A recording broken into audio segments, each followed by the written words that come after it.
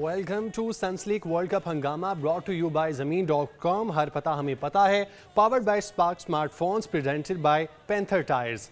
आज एक अहम मैच था, एक बड़ा मैच था। टेबल की दो टॉप की जो टीमें हैं उनके दरमियान आज मुकाबला था, लेकिन ये मुकाबला वन साइडेड रहा। इंडिया की जानिब से पहले बैटिंग की गई और जनूबी अफ्रीका को 326 रन बना के दिए, 327 का टारगेट दिया गया। जवाब में एक्सपेक्ट किया जा रहा था कि जनूबी अफ्रीका की टीम मुकाबला करेगी इस मैच में, लेकिन उनकी बैटिंग लाइन रेत की दीवार साबित हुई और वो सिर्फ 83 रन बना सके। ऑल टीम आउट हो गई। आज के मैच में अहम बात विराट कोहली की सेंचुरी थी, क्योंकि उन्होंने सचिन तेंदुलकर का रिकॉर्ड ओडीआई में बराबर किया है। 49 सेंचुरियां उनकी जानिब से बना ली गई हैं। साथ ही साथ आज उनकी 35वीं सालगिरह थी और खुद को भी और अपने फैंस को भी उनकी जानिब से ये एक तोहफा भी दिया गया है। आज के मैच के हवाले से बात करने के लिए हमारे साथ सलीम मलिक साहब मौजूद हैं और अब्दुर्रऊफ साहब भी हमारे साथ मौजूद हैं स्टूडियो में। सलीम साहब का सबसे पहले रुख करते हैं। सलीम साहब, बहुत शुक्रिया आपका।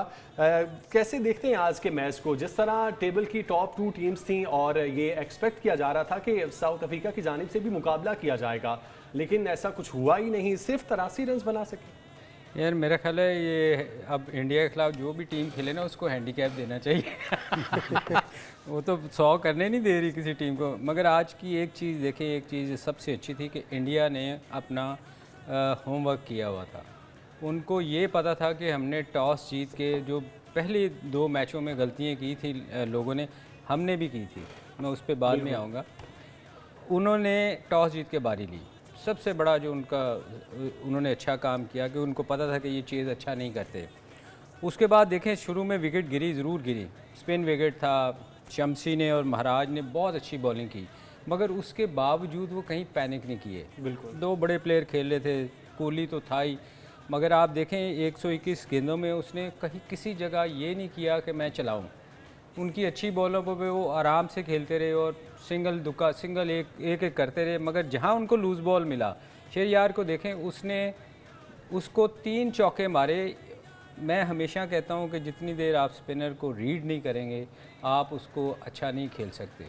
उन्होंने मुश्किल बॉलिंग को भी आसान कर दिया। उसने एक्स्ट्रा कवर में अगेंस्ट द ब्रेक, बिल्कुल अगेंस्ट द स्पिन, उसने उसको चौका मारा, फिर सीधा गूगली चाइनामैन पे की, उसको भी एक्स्ट्रा कवर मिड ऑफ पे मारा, फिर निकल के सीधा मारा। तो मतलब ये था कि वो रीड करते हैं, जो सबसे अच्छी चीज़ थी। और उनको पता था अगर हमने 250 पौने 300 भी कर लिया तो हम करने नहीं देंगे। की बात कर रहे हैं तब उन्होंने काफ़ी टाइम दिया था खुद को। आप देखें कि बीच में मेरा ख्याल 5-6 ओवर तो एक बाउंड्री भी नहीं लगी। उसकी रीज़न ये थी कि उनको अपने पे इतना कंट्रोल है, इन प्लेयरों को, जैसे कोहली है, उसको पता है कि अगर मैं स्कोर नहीं कर रहा मगर एंड में मैं इसको कवर कर दूँगा।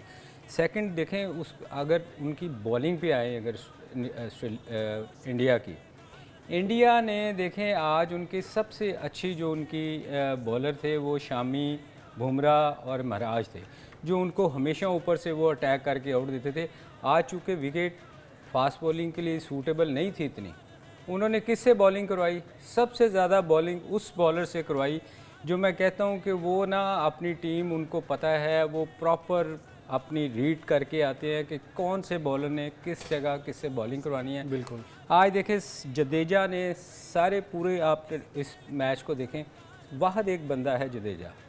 उनको पता था कि यहाँ फिंगर स्पिनर ने टर्न करना है। जडेजा ने 10 ओवर किए हैं, बाकी किसी उनके मेन बॉलर जो बुमराह, महाराज, सराज और वो शायद उनको शामी, महराज की बॉलिंग से अंदाज़ा हो गया होगा, जिस तरह नज़र आ रहा था ना कि स्पिन बॉलिंग हो रही है। उन्होंने एक बॉलर से बॉलिंग करवाई और 5 आउट करवा लिए। ये होता है होमवर्क करना, कि आपको पता होना चाहिए कि एज ए कैप्टन आपका विजन होना चाहिए। आपके थिंक टैंक जो बैठे हैं उनको पता है कि कौन से बॉलर ने आज हमारे ने काम करना है। उन्होंने देखे पूरे ओवर ही नहीं कराए। उन्होंने, अगर कोई दूसरी टीम होती ना, उसने अपने फास्ट बॉलरों के ओवर बचा के रखने थे कि जी हमारे फास्ट बॉलरों के हमने बीच में ओवर करवाने, चेंज करके टाइम निकालना था। उन्होंने टाइम ही नहीं निकलने दिया। राउफ देखो यार कितनी उनकी, मैं कहता हूँ कि उनकी कितनी अच्छी प्लानिंग थी कि उन्होंने आखिर तक मैच ही नहीं जाने दिया। उन्होंने इतना प्रेशर डाल दिया कि एकदम स्पिनर से ही आउट करवा दिए। इतना देखें ना, स्कोर जब नहीं होता आप स्कोर के लिए जाते हैं और मुश्किल बॉलिंग हो रही होती है। तो मेरा ख्याल आज जितना भी क्रेडिट दिया जाए कप्तानी को और उन लोगों को जो हमेशा हम कहते हैं कि प्रोफेशनल लोग बाहर जो बैठे होते हैं वो काम करते हैं, उनकी सिलेक्शन पे इसमें कोई शक नहीं कि जडेजा हमेशा से बहुत अच्छी बॉलिंग कर रहा है, मगर आज एक बॉलर था जिसने 10 ओवर किए और वो जडेजा था, और उसी ने 5 आउट किए। बिल्कुल। ये उनको पता था ना। अच्छा राहुल भाई, मुझे कल वाली आपकी बात याद आ रही है, जो स्ट्रेटजी आप बता रहे थे कि साउथ अफ्रीका चेज़ करने में बहुत जो है ना वो सुस्त है। जिस तरह पाकिस्तान के ख़िलाफ़ भी 1 विकेट से वो जीते और फिर आखिरी ओवरों में बात गई, वही हुआ। 326 रन स्कोर बोर्ड पे था और फिर सिर्फ 83 रन ही वो बना सके। क्या खामी क्या नज़र आती है उनमें चेज़ करने में? वो इस तरह क्यों इस तरह की कारकर्दगी दिखाते हैं? देखिए, हम बड़े अरसे से सुन रहे थे कि जो साउथ अफ्रीका की टीम है बड़े मेजर और अहम इवेंट्स में बाहर क्यों हो जाती है। तो इस टूर्नामेंट में जब उनको हमने क्लोजली वॉच किया तो उसकी सबसे बड़ी रीज़न यही आई कि ये चेज़ नहीं कर सकते। आप देखिए कि नीदरलैंड की टीम जैसे फर्स्ट टाइम वर्ल्ड कप के लिए क्वालिफाई किया, इनका धर्मशाला में वहाँ पे मैच था, ओवरकास्ट कंडीशंस थी, इन्होंने टॉस जीत के उनको बैटिंग करवा दी। उन्होंने 245 रन किए और 42 ओवर्स में इनसे 245 रन चेज़ नहीं हुए, ये मैच हार गया। उसके बाद इनका जो सेकंड चेज़ था वो पाकिस्तान के ख़िलाफ़ था, पाकिस्तान ने 271 किया। ये बमुश्किल आखिरी विकेट पे वो पाकिस्तान से एक मैच जीतने में कामयाब हुए। आज एग्जैक्टली देखिए, जो सलीम भाई ने बात की है बिल्कुल ठीक है, कि उनकी जो मैनेजमेंट थी, जो कोचिंग स्टाफ था और जो कैप्टन था, उन्होंने होमवर्क किया हुआ था। उन्होंने टॉस जीता, उनको साउथ अफ्रीका को बैटिंग करवा दी, इनको बॉलिंग करवा दी और ख़ुद पहले बैटिंग की। उसका रिज़ल्ट ये निकला कि ये 83 रन पे ऑल आउट हो गए। इसका मतलब है कि उनको ऑलरेडी पता था कि ये टीम चेज़ नहीं कर सकती और इसीलिए ये अहम इवेंट्स में बाहर हो जाती है। दूसरा, जो आपकी बड़ी टीमें स्ट्रगल कर रही हैं, जो इंग्लैंड की टीम और न्यूजीलैंड की टीम अभी क्यों स्ट्रगल कर रही है, और पाकिस्तान ने भी इस तरह के डिसीजन लिए हैं। पहले टॉस जीत के पाकिस्तान ने दूसरी टीम को बैटिंग करवाई है। इंग्लैंड ने अफ़गानिस्तान के ख़िलाफ़ टॉस जीता था और इंग्लैंड ने अफगानिस्तान को पहले बैटिंग करवाई। उसके बाद ड्यू फैक्टर इन्वॉल्व हुआ, मॉइस्चर था, उनके बॉलर ने अर्ली ऑन उनको बिल्कुल फ्लैट आउट कर दिया। इसी तरह न्यूजीलैंड ने, जब न्यूजीलैंड को पता था कि साउथ अफ्रीका की टीम सेकंड चेज़ में बिल्कुल मैच हार जाती है, यानी कि इनका कोई कॉन्सेप्ट नहीं अच्छा नहीं खेलती है, उन्होंने टॉस न्यूजीलैंड ने जीता। हम तो मैं और सलीम भाई बैठे बात कर रहे थे कि यार बड़ी गोल्डन अपॉर्चुनिटी आ रही है, मगर सडनली हम सरप्राइज़ हो गए जब टॉम लेथम ने टॉस जीतकर न्यूजीलैंड के कैप्टन ने साउथ अफ्रीका को बैटिंग करवा दी और उन्होंने 357 रन लगा दिए और वो 150 रन पे न्यूजीलैंड आउट होगी। आज एग्जैक्टली वही हुआ, प्रेशर था इन पे, बैटिंग नहीं कर सके। मगर इसमें एक और चीज़ ये मेंशन करना ज़रूर समझूंगा कि जब तक आप जो पिच होती है उसके मुताबिक टीम नहीं बनाते और उसके मुताबिक बॉलिंग नहीं करते, आप ना तो बड़ा टारगेट कर सकते हैं ना चेज़ कर सकते हैं। तो ये क्या इंडिया की जो कि अपनी पिचेज़ हैं इसलिए वो इसको बेहतर तरीके से जानते हैं कि विकेट कैसे बिहेव करेगी।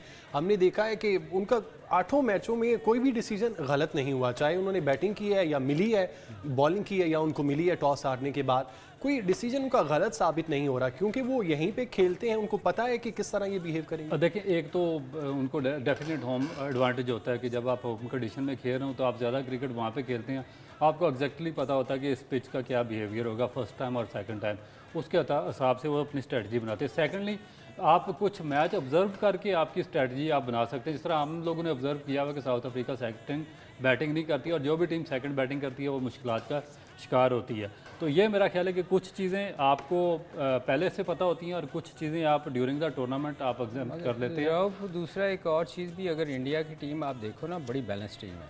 अगर आप विकेट सीम या स्विंग करती है तो उनके 3 फास्ट बॉलर हैं, अगर स्पिन करती है तो उनके 2 वो ऐसे बॉलर हैं जो बिल्कुल हिलने नहीं देते। इवन सीधी विकेट पे भी ये जो है जडेजा, ये आप देखो स्कोर नहीं करने देता, आसानी से मार बड़ी मैं हमारे कुछ लोग स्पेकुलेशन फैला रहे हैं कि उनको डिफरेंट बॉल्स वगैरह दी जाती हैं और इस तरह स्पेशल बॉल बना के। भाई आज जो मैच हुआ उसमें क्या जडेजा के लिए उन्होंने स्पेशल बॉल बना के दी थी, उसको क्या कोई पाकिस्तान से वो जो क्या उसकी एक बॉल यूज़ होती है यहाँ से वो बनवा के उसकी भेजी थी जिसकी सिलाइयाँ बाहर थी और उसका ब्रेक ज़्यादा होना था। शुरू से टर्न मेर रहा था इस पिच पे, शुरू से टर्न था। महाराज ने बहुत अच्छी बॉलिंग की, मगर वो देखें जब आपको स्पिन बॉलिंग पिच मिलती है ना तो उसमें आपको जडेजा से जैसी परफॉर्मेंस देनी पड़ती है। आपको 5 विकेटें लेंगे तो आप दूसरी टीम को आउट करेंगे। ये स्पिन बॉलर पे अगर स्पिनर अगर 1 विकेट लेगा आप दूसरी टीम को रिस्ट्रिक्ट नहीं कर सकते। सेम इसी तरह अगर सेम पिच है, सेम पिच पे आपका सीमर 5 विकेटें लेगा तो दूसरी टीम को आप 185-90 पे करेंगे तो फिर आप पकड़ सकते हैं। अगर आपका फास्ट बॉलर बहुत अच्छी बॉलिंग करता है सेम पिच पे और वो 5 विकेटें नहीं लेता, सिर्फ 1 विकेट लेता, आप मैच नहीं जीत सकते। ये जो स्पेकुलेशन हमारे लोग फैला रहे हैं ना कि भाई उनको स्पेशल बॉलें दी हैं, कोई स्पेशल बॉल शॉल नहीं दी किसी को भी। बॉल वही है जो आईसीसी के मैच रेफरी और आईसीसी के अंपायर सारी टीमों को बना के देते हैं, मगर उनके जो बॉलर्स हैं, अब हमें एक्सेप्ट करना पड़ेगा कि उनके जो बॉलर्स हैं उनमें क्वालिटी है, उनको सीम यूज़ करना आता है, उनको एयर रेजिस्टेंस यूज़ करनी आती है, उनको बॉल को एयर में ट्रैवल करवाना आता है, इसकी वजह से वो सक्सेसफुल है। आज उनको स्पिन बॉलिंग विकेट मिली, जडेजा ने डिफरेंस डाल दिया, 5 विकेटें ले गया। तो क्या जडेजा के लिए कोई स्पेशल बॉल तैयार करवा के आईसीसी ने दी थी? मेरा ये क्वेश्चन है। मेरा ख्याल है कि अगर कोई अच्छा है तो उसकी एक्सेप्टेंस तारीफ करनी चाहिए, बिल्कुल तस्लीम करना चाहिए। मेरा ख्याल है कि ये अपनी बारी थोड़ा सॉफ्ट बॉल यूज़ करते हैं जब सेकंड बारी आती है। अच्छा आप मेरा आप भी सलीम क्वेश्चन है जी जी। आप जो इंडियन टीम का जिक्र कर रहे हैं, वह इंडियन टीम ऐसी कैसे वजूद में कैसे आई? क्योंकि हमने देखा कि वो कोलैप्स करते थे अर्ली इस 20s के अर्लीज़ में, लेकिन फिर आखिर क्या वजह बनी कि उनके जो 11 खेलते हैं वो तो खेलते ही हैं, उनमें कोई ऐसा प्लेयर नहीं होता जो एवरेज परफॉर्म करता और वो टीम में सेलेक्ट हो। 11 के बाद जो आपके बाहर 3-4 लड़के बैठे होते हैं, आपने मोहम्मद शामी की एग्जांपल देखी, उनको बाहर बिठाए रखा इंडियन की जानिब से, इंडियन मैनेजमेंट की जानिब से, और जब वो आए 5 विकेटें, 4 विकेटें, 5 विकेटें, अब वो टॉप हाईएस्ट विकेट टेकर हैं, उनमें भी तीसरे चौथे पे आ रहे हैं। आखिर वजह क्या है कि जो उनके 15 सेलेक्ट होते हैं वो उसी तरह परफॉर्म करते हैं, अपना 100% देते हैं? यार आप एक चीज़ देखें कि उनकी वो कभी भी इस तरह टीम सेलेक्ट नहीं करते। कोई एक प्लेयर दिखा दें जिसने पहले सीज़न में आईपीएल के स्कोर किया और वो टीम में आ गया हो, बिल्कुल वो कभी नहीं लेके आते। वो हमेशा 2-3 सीज़न प्लेयर को देखते हैं और उनका देखें, उनका जो थिंक टैंक है ना, उनका विजन बहुत अच्छा है। वो आप किसी प्लेयर को देखते हैं ना, जैसे हमने शफीक के बारे में कहा था जब 2 साल पहले आया था कि यार इसमें करंट लगता है, ये क्रिकेट प्लेयर लगता है, शॉटें उल्टी सीधी नहीं मारता। इंडियन की अच्छा काम उनका ये है, जो हम बार बार अपने चैनल पे कहते हैं कि हमारे लोग एक सीज़न में स्कोर कोई करता है ना, 2-3 50 करता है कोई यंगस्टर, वो अच्छा हो सकता है, मैं नहीं कहता कि वो अच्छा नहीं होगा, मगर हम शोर मचा देते हैं कि जी इसको पाकिस्तान के लिए खिलाया जाए। फिर जब वो पाकिस्तान में आता है खेलता है तो उसके बाद पता चलता है ओ यार ये तो बाउंसर पे वीक है, इसको ऑफ स्टंप पे बॉल करो, इससे ऑफ स्टंप के सिर्फ टांग पे खेल सकता है, ऑफ स्टंप पे खेलता नहीं। वहाँ ऐसा नहीं है। आप देखिए उनका जो लोकल रणजी ट्रॉफ़ी है वो 2-2 हज़ार स्कोर करते हैं, फिर कहीं जाके वो मौका देते हैं अपने प्लेयर को। वो ऐसा नहीं होता कि किसी ने 100 किया और वो टीम में आ गया। हमारे यहाँ उनके आप देखें क्यों प्लेयर इतने अच्छे आ रहे हैं, उसकी रीज़न ये है कि 2-3 सीज़न वो एक प्लेयर को देखते हैं कि आया इसमें एबिलिटी है, कंसिस्टेंट है कि नहीं है। हमारे यहाँ और उनमें ये फ़र्क हो रहा है, बाकी टीमों में भी यही फ़र्क हो रहा है। आप ये देखें उन्होंने बहुत इम्प्रूव इसलिए किया है कि वो तो बहुत बड़ा मुल्क है, उनकी आबादी उनसे बहुत ज़्यादा है, ऐसे ही है। मगर उसके बावजूद वो किसी प्लेयर को इस तरह चांस नहीं देते जिस तरह हम देते हैं। मैं आपके पाकिस्तान टीम में 5 बंदे गिना सकता हूँ जिनको एक साइड पे बॉल करो, दूसरी साइड उस साइड पे उनसे खेला ही नहीं जाता। तो ये हमारे में वीकनेस है ना, उसकी रीज़न ये है कि हम एकदम प्लेयर को उठा के ऊपर ले जाते हैं, बाद में पता चलता है यार ये तो बाउंसर पे बहुत वीक है, या इससे ऑफ साइड पे खेला नहीं जाता, या टांग पे स्वीप नहीं आती। ये चीज़ें जो है ना, ये मैंने वैसे करना है इस पे एक प्रोग्राम कि हमें सोच समझ के टीम सिलेक्शन करनी चाहिए। उसके लिए जैसे अभी रऊफ़ और मैं हम बाहर बैठे यही बातें कर रहे थे कि ये देखें जब सीज़न आपका फ़र्स्ट क्लास क्रिकेट होती है ना, तो आपको हर मैच को जाके वॉच करना पड़ेगा कि कौन सा प्लेयर जब निकलेगा। अगर आप अपनी टेबल पे बैठ के टीम सेलेक्ट करेंगे ना, आपने कह दिया यार वो बड़ा अच्छा है, रऊफ़ ने कह दिया बड़ा अच्छा है, या मैंने कह दिया, उस तरह नहीं होना चाहिए। तो आपको लगता है कि पाकिस्तानी सेलेक्टर जाके मैच देखते हों? होता है, बहुत सारी चीज़ें ऐसी हैं जो हमारी ठीक होने वाली हैं। मैं बहुत ज़्यादा क्रिटिसाइज़ इसलिए नहीं करता यार कि मेरे कुलीग भी हैं बीच में बहुत सारे, पर ये चीज़ें होती हैं, हमें बहुत सारी चीज़ें ठीक करने वाली हैं। देखें हमारी जो एकेडमी है ना, मैं समझता हूँ हमारी एकेडमी एशिया की सबसे अच्छी एकेडमी है। मैं जब जाता हूँ मुझे बड़ा दुख होता है वहाँ जाके कि यार इतनी अच्छी हमारी फैसिलिटीज़ हैं, इतनी खूबसूरत एकेडमी है, मगर हम उससे फ़ायदा नहीं उठाते। जी। उसके लिए मेरा ख्याल है अंदर कौन बैठे हुए हैं? शुरू से असल मैं वो दीवारें खूबसूरत हैं, एकेडमी खूबसूरत है, ग्राउंड खूबसूरत है, एक equipments बार तो खूबसूरत मैंने है। ये कहा था कि इसको शादी हॉल बना दें, कोई पैसे ही आपको आएंगे। बेहतर है जिन लोगों को वहाँ पे बिठाया हुआ उनसे बेहतर है शादी हॉल रऊफ बुला वो दें। बात वही है ना कि प्रोफेशनल जिन्होंने पाकिस्तान की खिदमत की है उन लोगों को वहाँ आना चाहिए। बहुत सारे लोग ऐसे हैं जिनको ये इग्नोर कर रहे ठीक है। हैं, नहीं करना चाहिए। इंडियन टीम की बैटिंग और बॉलिंग के बारे में मजीद भी बात करेंगे और पाकिस्तानी टीम कहां पर लैग करती है, क्या वजूहत हैं कि उन्हीं पिचेस पे इंडिया के बॉलर हो या बैट्समैन हो वो परफॉर्म कर लेते हैं लेकिन पाकिस्तान के जो बॉलर्स हैं वो परफॉर्म नहीं कर पा रहे हैं। इस मुतालिक बात मजीद भी करेंगे लेकिन इस ब्रेक के बाद। आप हमारे साथ रहिए। तैयार है तैयार है तैयार है तैयार है। वर्ल्ड कप हंगामा में एक दफ़ा फिर से आपको खुश आमदीद कहते हैं। इंडियन बैटिंग की बात कर रहे थे हम ब्रेक से पहले और इंडियन बैटिंग की बात करें तो सबसे एक जो बड़ा नाम आता है वो है विराट कोहली का।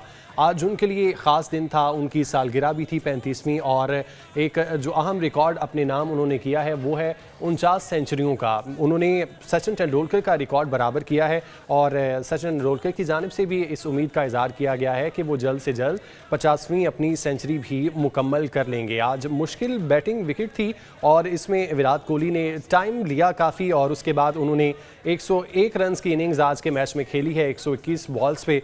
आज इस स्पेशल इनिंग्स के बारे में बात करने के लिए सलीम मलिक साहब हमारे साथ ही मौजूद हैं। सलीम साहब, आपसे बात करते हैं विराट कोहली के बारे में। क्या वो किसी दूसरे सैयारे से आए हैं? क्या गीदड़ सिंगी है उनके पास? सेंचुरी पे सेंचुरी बनाते हैं, चेज मास्टर कहलाए जाते हैं, क्रिकेट के किंग कहलाए जाते हैं। आखिर क्या वजह है? इस तरह के स्पेशल प्लेयर सदियों बाद ही आते हैं। कोहली को आज जी 35वीं सालगिरह मुबारकबाद उसको देनी चाहिए और दूसरा आज उसने रिकॉर्ड इक्वल किया है और उसकी सबसे अच्छी बात यह है, देखें वो दूसरे सियारे से तो वाकई आया हुआ है और इतना अच्छा प्लेयर शायद ही सदियों बाद पैदा होगा जो रिकॉर्ड कायम कर रहा है। उसको मेरा ख्याल है हमें जो क्रिकेट लवर है, पाकिस्तानी नहीं, मैं क्रिकेट लवर बात कर रहा हूँ, कि मेरे ख्याल इससे अच्छा आपको इनिंग देखने को नहीं मिलती। बहुत ग्रेट प्लेयर है, इंडिया ने बहुत ग्रेट प्लेयर प्रोड्यूस किया है। दूसरी बात उसकी जो सबसे अच्छी बात थी, आज उसने जब उससे सवाल किया गया तो उसने कहा कि जी मेरा हीरो सचिन ही है, मैं उसको देख के बड़ा हुआ हूँ। ये देखें, ये एक बड़े प्लेयर की बात होती है कि उसने तेंदुलकर को कहा कि ये मेरा हीरो है और हमेशा मेरा हीरो रहेगा और मैं इसको देख के बड़ा हुआ हूँ। तो मैं समझता हूँ ये बहुत बड़ा क्रेडिट है। कोई हमारे यहाँ तो 100 कर ले उसके बाद कॉलर खड़े हो जाते हैं उसके, तो वो समझता है कि मेरे से बड़ा प्लेयर कोई नहीं।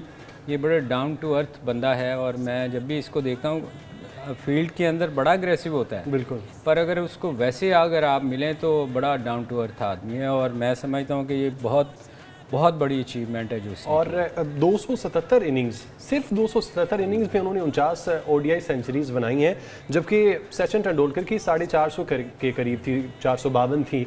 उतने मैचेस में उन्होंने ये सेंचुरियां बनाई थी। तो अगर ये उतने मैचेस खेलते हैं जितने सचिन तेंदुलकर की जानिब से खेले गए हैं तो क्या कुछ नहीं कर सकते ये? असल में देखें, सचिन जो आए थे ना, जब वो बहुत छोटी एज में आए थे, आपको शायद याद नहीं, बिल्कुल, क्योंकि मैं 16 खेला साल की उनके, उम्र। बहुत छोटी एज थी।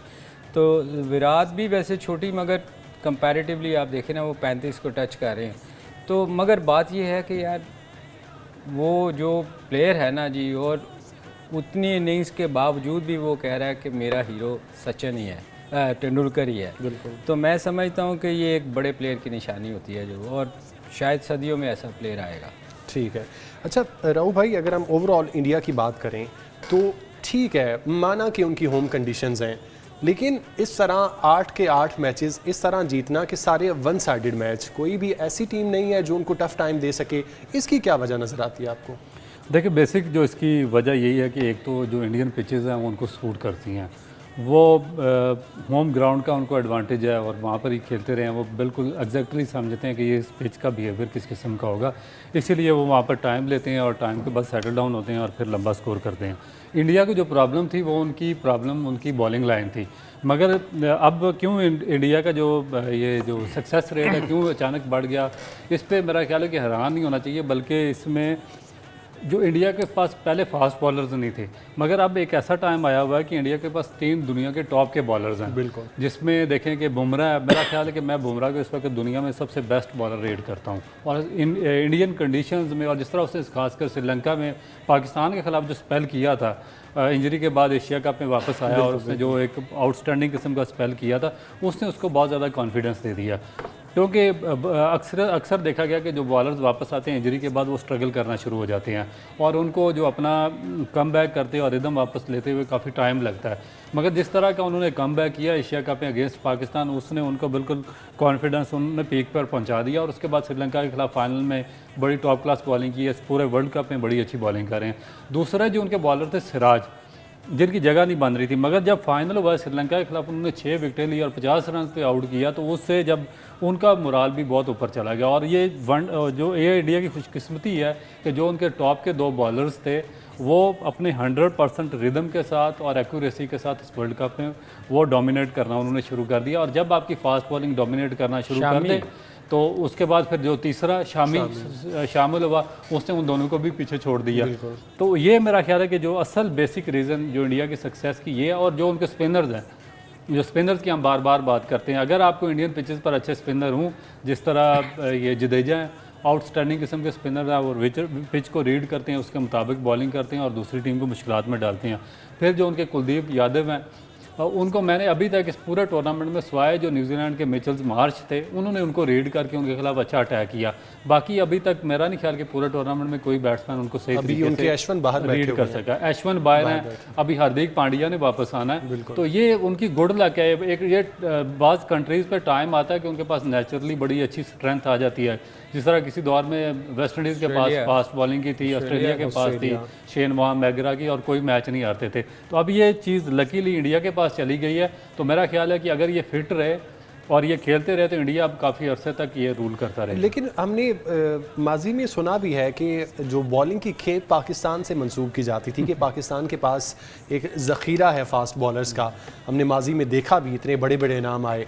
अब ऐसी क्या वजूहात हैं कि वो जो टाइटल था, वो जो टैग था पाकिस्तान के नाम लगता था, वो भी अब इंडिया के पास चला गया? बैटिंग तो उनकी शुरू से ही मजबूत है, बॉलिंग उनकी वीक थी, लेकिन उन्होंने अब दोनों डिपार्टमेंट में बहुत अच्छी कारकर्दगी दिखाई। देखिए, ये जो आपका क्वेश्चन है, ये इस वक्त पूरी दुनिया में ये घूम रहा है, ये $1 मिलियन क्वेश्चन है। इसकी वर्थ बहुत बड़ी है कि जो फास्ट बॉलिंग के हवाले से डोमिनेट कंट्री था पाकिस्तान, जिसकी मट्टी जरखेज थी फास्ट बॉलिंग के हवाले से, वो पीछे कैसे चला गया? इंडिया जिसमें स्वाय कपल लेके अभी तक कोई बॉलर नहीं आया था, वो इतना आगे कैसे चला गया? तो इसकी बात ये, इसका जवाब ये है कि पाकिस्तान ने अपनी इनकम्पिटेंसी, नेग्लिजेंस और डिसऑनेस्टी से अपने बॉलर्स को तबाह किया, अपनी इस सिस्टम को बर्बाद कर दिया। अभी भी मैं आपको बताता हूँ, पिछले 2 साल में पाकिस्तान के पास 15 बॉलर्स आए और उनमें से जो मैक्सिमम सलीम भाई बॉलर थे, उनकी पेस पता क्या थी? 140 से 150 के दरमियान में। इस पाकिस्तान क्रिकेट बोर्ड की नेग्लिजेंस और इनकम्पिटेंसी और जो उनका कोचिंग स्टाफ है, उनकी जहालत की वजह से सारे के सारे ज़ाया हो गए। अभी सिर्फ 2 बॉलर्स पाकिस्तान के पास बाकी बचे हैं।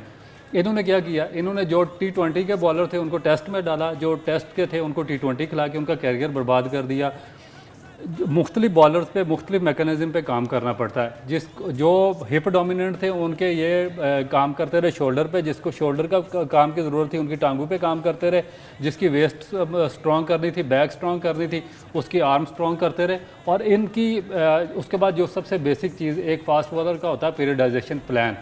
ड्यूरिंग, आफ्टर और प्री सीज़न उसका प्लानिंग करनी पड़ती है, उसकी ट्रेनिंग प्रोग्राम तश्कील देने पड़ते हैं, उस पर वर्कलोड मैनेजमेंट करनी पड़ती है कि कितना उस पर वर्क लोड डालना और किस तरीके से उसको तैयार करना। उसमें पाकिस्तान क्रिकेट बोर्ड इंतहाई बुरी तरह नाकाम रहा है और इनका जो कोचिंग स्टाफ है टोटल फेल हुआ है, जिसकी वजह से आज पाकिस्तान को दुनिया में खपत उठानी पड़ रही है कि इनके पास बॉलर्स नहीं है। इंडिया के पास भी बॉलर्स आ गए हैं और दूसरे कंट्रीज़ के पास।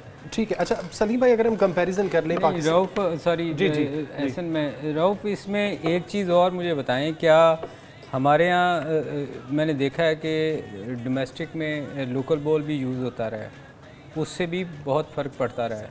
ग्रेस का बॉल, हाँ, उससे भी तो फिर एकदम जब आप लेकिन सही में पिछले 4-5 साल से ये पाकिस्तान क्रिकेट बोर्ड में भी कोका बोरा का बॉल इस्तेमाल। लेकिन अगर हम इसी सवाल में पिचेस भी ऐड कर लें जो पाकिस्तान डोमेस्टिक में दी जाती हैं, पिचेस उस पर देखें, कितना फ़र्क पड़ता है? पिचेस जब हम लोग भी खेलते थे, असलीम भाई वगैरह भी खेलते थे, तो उस वक्त भी पाकिस्तान की पिचेस फ्लैट ही होती थी। बाज़ दफ़ा कहीं पे किसी पे घास आ जाती थी, मगर मोस्टली पिंडी की थोड़ी सी हाँ बेहतर पिंडी में हो जाती थी, बाकी कंट्रीज फ्लैट होती थी।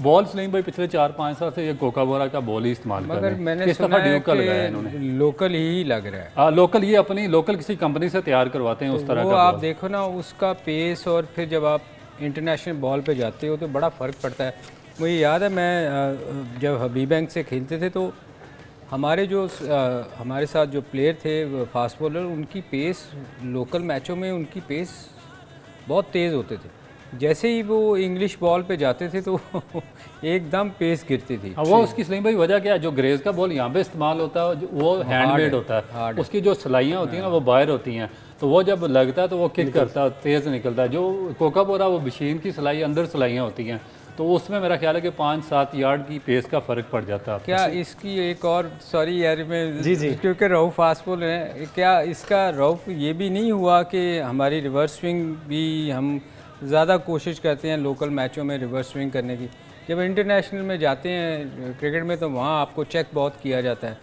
तो फिर रिवर्स स्विंग भी नहीं होती उस तरह। हाँ वो ये भी एक वजह, क्योंकि जो हमारे जो इन्होंने कोच अपॉइंट किए हैं वो भी रिवर्स स्विंग में मास्टर थे, तो उनको पता नहीं था जो बॉलर्स हैं उनको एग्जैक्टली किस तरीके से ट्रेन करना है, नया बॉल का इस्तेमाल या सेमी न्यू का इस्तेमाल किस तरह सिखाना है। वो सिर्फ एक चीज़ सिखा सकते थे जो वो खुद करते रहे, रिवर्स स्विंग। और अब जब कैमरे आ गए 8-10 कैमरे, और उसके बाद वो काफ़ी बॉल 2 इन्वॉल्व होना शुरू हो गया, तो जो रिवर्स स्विंग का जो वो चैप्टर था वो तो ऑलमोस्ट क्लोज हो चुका, तो ये भी एक बिल्कुल एग्जैक्टली ठीक है, रिवर्स स्विंग देखने को तो मिलती है अभी। ठीक है सलीम भाई, ये डिस्कशन हम जारी रखेंगे और पॉइंट्स टेबल पर भी ब्रेक के बाद बात करेंगे। आज के मैच के बाद पॉइंट्स टेबल की क्या सूरत हाल है और कल कौन कौन सा मैच होने जा रहा है, और श्रीलंका के लिए कल का मैच कितना इंपॉर्टेंट है, इस मुताबिक बात करेंगे। अभी वक्त हुआ एक ब्रेक का। तैयार है, तैयार है, तैयार है, तैयार है। ब्रेक के बाद आपको खुश आमदीद कहते हैं। पॉइंट्स टेबल की बात करेंगे आज के मैच के बाद। इंडिया चूँकि अभी तक कोई मैच भी नहीं हारा, इसलिए वो पॉइंट्स टेबल पे टॉप पे है। 8 मैचेस खेल के 8 ही जीते हैं, जबकि साउथ अफ्रीका 6 मैचेस जीता है 8 में से, और वो दूसरे नंबर पर हैं। ये दोनों टीमें हैं जिन्होंने क्वालिफाई कर लिया है, जबकि अब मुकाबला तीसरी और चौथी पोजीशन के लिए है। ऑस्ट्रेलिया तीसरे नंबर पर है जिन्होंने 7 मैचेस खेल के 5 जीते हैं, जबकि न्यूजीलैंड की जानिब से 8 मैचेस खेले गए हैं और 4 मैचेस जीते हैं। न्यूजीलैंड, पाकिस्तान, अफगानिस्तान, श्रीलंका 4 नंबर के लिए अभी तक इनके दरमियान ये जंग है वो जारी है। कल का मैच श्रीलंका के लिए बहुत अहम है। श्रीलंका बांग्लादेश के साथ मुकाबला करने जा रही है और इस वक्त पॉइंट्स टेबल पे उनकी जानिब से 7 मैच खेले गए हैं और 2 मैच जीते गए हैं। सलीम साहब, कितना इंपॉर्टेंट है अब ये चौथा नंबर, जो चौथा स्पॉट है, आप क्या समझते हैं? जिस तरह न्यूजीलैंड, पाकिस्तान, अफगानिस्तान, श्रीलंका के दरमियान अब ये मुकाबले अगले चंद मैचेस होने जा रहे हैं, कौन सी टीम है जो कि यहाँ पर जगह बनाने में कामयाब हो सकती है? देखिए कल तो मेरे ख्याल इनके तो 4-4 पॉइंट्स हैं। असल मैच तो मेरे ख्याल है पाकिस्तान अफ़गानिस्तान का, क्योंकि इनके 8-8 3 बंदों के हैं, न्यूजीलैंड, पाकिस्तान। और अगर आप पाकिस्तान के देखें, हम 8 मैच खेल चुके हैं और न्यूजीलैंड भी। जो सबसे ज़्यादा चांसेस मुझे जो नज़र आ रहे हैं जो आगे जा सकती है वो अफ़गानिस्तान है, क्योंकि उसके भी अभी आप देखें ना, उसके अभी 2 मैच पड़े हुए हैं और उसके भी 8 पॉइंट हैं। बिल्कुल। तो जो डेंजरस हो सकती है जो पाकिस्तान के लिए कि रन रेट पे जो बात आ सकती है वो अफ़गानिस्तान है। श्रीलंका का तो बिल्कुल देखें ना 4 पॉइंट हैं, तो बांग्लादेश के भी 2 हैं, तो इनका तो कोई चांस है ही नहीं आगे आने जी, का। बांग्लादेश तो बाहर हो चुकी है। बांग्लादेश इवन श्रीलंका के देखें ना, अगर 2 जीती भी है तो उनके 8 पॉइंट होते हैं, उनके 2 मैच रह गए हैं ना, तो इनके दोनों के कोई चांस नहीं है सेमीफाइनल के लिए। सेमीफाइनल के लिए अगर किसी टीम ने आना है तो वो इंडिया, पाकिस्तान, अफगानिस्तान और न्यूजीलैंड, ये 3 टीमों के दरमियान मेरा ख्याल कंपटीशन है इस वक्त। अच्छा, आप समझते हैं जो स्ट्रेटजी अफगानिस्तान की जानिब से इस वर्ल्ड कप में अपनाई गई है, अगर उनके लिए ये टॉस जो है बड़ा इंपॉर्टेंट हो सकता है? अगर जो बाकी उनके मैचेस हैं उनमें वो पहले बैटिंग करके 250 पौने 300 का टारगेट दे देते हैं, तो दूसरी टीम के लिए चेस करना बहुत मुश्किल हो सकता है। देखिए अफ़गानिस्तान की टीम ने बहुत ज़्यादा इंप्रूव किया। जो उनकी बॉलिंग है उसके बारे में तो कोई डाउट नहीं है, वो सब मानते हैं कि उनकी बॉलिंग इस टूर्नामेंट में सबसे अच्छा स्पिन बॉलिंग अटैक उनका है। उनको प्रॉब्लम थी उनकी बैटिंग की, मगर जिस तरीके से उन्होंने 3-4 मैचेस में चेज़ किया, तो मेरा ख्याल है कि उनकी जो फिनिशिंग है वो आउटस्टैंडिंग है। सबसे बेहतर फिनिशिंग अफ़गानी बैट्समैनों की है। उन्होंने 4 बेस्ट टीमों के खिलाफ 3 विकेटों पर चेज़ किए हैं रन्स। पाकिस्तान, श्रीलंका और इंग्लैंड के खिलाफ।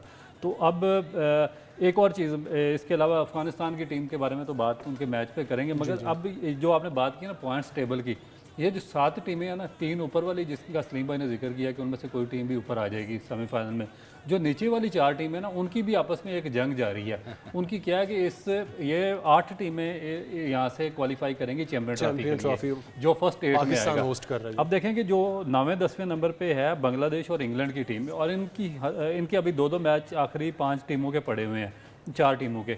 इनकी इंतहाई कोशिश होगी कि किसी ना किसी तरीके से ये 2-2 मैचेस जीतें और कम अज़ कम ये चैंपियन ट्रॉफी में अपनी पोजीशन को बरकरार रखें, क्योंकि एक बहुत बड़ी, एक मैं तो यूज़ नहीं कर सकता वर्ड, शेमफुल चीज़ होएगी कि अगर कोई इतनी बड़ी टीम चैंपियन ट्रॉफी से आउट हो जाती है, क्वालिफाइंग राउंड उसको खेलना पड़ा, क्वालिफाइंग राउंड चैंपियन ट्रॉफी के लिए उसको खेलना पड़ा। और इंग्लैंड जैसी टीम जो सबसे नीचे इस वक्त लास्ट पे है, मेरा ख्याल है उनके भी सलीम भाई 2 मैचेस पड़े हुए हैं, अगर वो दोनों मैचेस जीतते हैं तो उनके 6 पॉइंट्स हो जाएंगे। मेरा ख्याल कि फिर सम हो किसी ना किसी तरीके से वो 8 में मैनेज कर सकती है अगर दोनों मैचेस जीते हैं तो। अगर नहीं जीते तो फिर मेरा ख्याल है कि इंग्लैंड के लिए एक बहुत बड़ा इंग्लैंड के डिजास्टर भी देखें ना, अगला मैच हमारे साथ है और ये किसके साथ है मेरा ख्याल। लेकिन आप ये देखें ना कि अगर वो 7वें 8वें पे भी लास्ट पे स्टैंड करती है तो ये भी बड़ी उनके लिए शेमफुल बात है। जो डिफेंडिंग चैंपियन थे और लास्ट वर्ल्ड कप उन्होंने जीता, फिर उसके बाद इस तरह की कारकर्दगी, और कहा जा रहा था कि इंडिया के साथ वो दूसरी टीम होगी जो सबसे पहले सेमीफाइनल में पहुंचेगी, और चाहे वो 7वें 8वें पे भी स्टैंड करते हैं तो ये उनके लिए बड़ी मायूसकुन बात है। वैसे मैं तो देखे जी, मुझे तो अभी तक, और टू बी ऑनेस्ट, मेरी बहुत फेवरेट टीम थी ये इंग्लैंड, बिल्कुल। और ये वो टीम थी जिसको मेरे ख्याल 4 पे होना चाहिए था। और आज मेरे ख्याल का हम देख रहे थे टीवी, उसको क्वेश्चन किया जा रहा था बेन स्टोक को, तो वो जवाब ही नहीं दे पा रहा था। उसने कल जवाब दूंगा, हाँ, उसके मतलब बॉडी लैंग्वेज उनको बिल्कुल ही वो मतलब हमें समझ नहीं आ रही कि इंग्लैंड का क्या हुआ है। हमने देखा कि अफगानिस्तान टीम ने जिस तरह खुद को अब ऊपर लाया, चाहे बॉलिंग डिपार्टमेंट हो, बैटिंग हो, बांग्लादेश क्यों आखिर इस तरह की कारकर्दगी नहीं दिखा सकती? पिछले कोई भी वर्ल्ड कप उठा के देख लें, सबसे पहले बाहर निकलने वाले बांग्लादेशी होते हैं।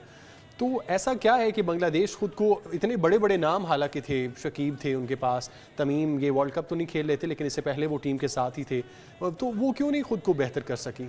देखिए, मेरा ख्याल है कि जो असल प्रॉब्लम इनका जो फर्स्ट क्लास स्ट्रक्चर है वो बिल्कुल डाउन चला गया। इनकी एक ढाका लीग हुआ करती थी जो हम भी कभी कभार खेलते थे, उसमें पूरी दुनिया से आके प्लेयर खेलते थे और में ये काफ़ी अच्छे पैसे वगैरह भी देते थे और उसका कंपटीशन बहुत तकड़ा कंपटीशन होता था, प्रोफेशनल लीग थी वो। जब से वो इनकी जो बांग्लादेश प्रीमियर लीग जो T20 लीग शुरू हुई और ढाका लीग का जवाल शुरू हुआ, उसके साथ ही इनकी क्रिकेट भी नीचे चली गई है।